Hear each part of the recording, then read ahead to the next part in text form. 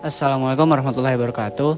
Selamat datang teman-teman dalam presentasi kami hari ini yang akan membawa kita melangkah lebih dalam ke dalam dunia sistem operasi. Saya yakin setiap dari kita pernah bertanya-tanya, apa sebenarnya yang terjadi di balik layar saat kita menyalakan komputer atau perangkat kita.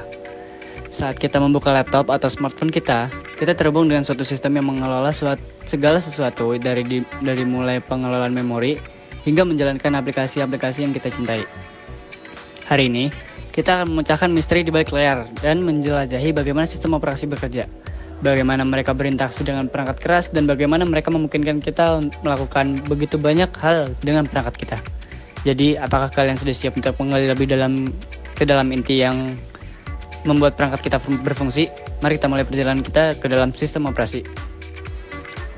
Sebelumnya, kami dari kelompok 17 akan memperkenalkan diri.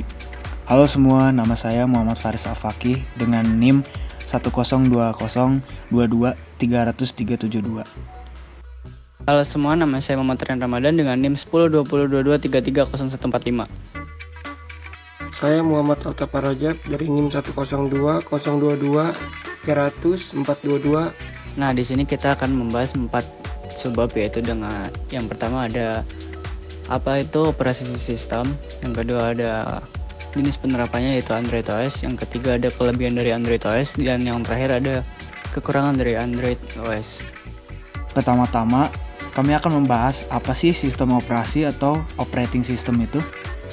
Sistem operasi SO adalah perangkat lunak yang mengelola sumber daya perangkat keras dan menyediakan layanan untuk perangkat lunak aplikasi. SO atau sistem operasi bertindak sebagai perantara antara perangkat keras komputer atau perangkat mobile dan aplikasi yang dijalankan oleh pengguna.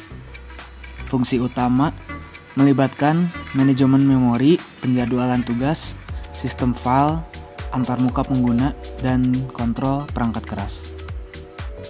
Akan menjelaskan tentang Android OS. Android adalah sistem operasi berbasis Linux yang dirancang khusus untuk perangkat mobile, seperti smartphone dan tablet. Dikembangkan oleh Open Handset Alliance yang dipimpin oleh Google. Android OS menjadi salah satu sistem operasi mobile paling populer di dunia. Android memiliki ekosistem yang besar dengan ribuan aplikasi yang tersedia melalui Google Play Store. Ketiga, kita akan membahas apa saja sih kelebihan dari Android OS.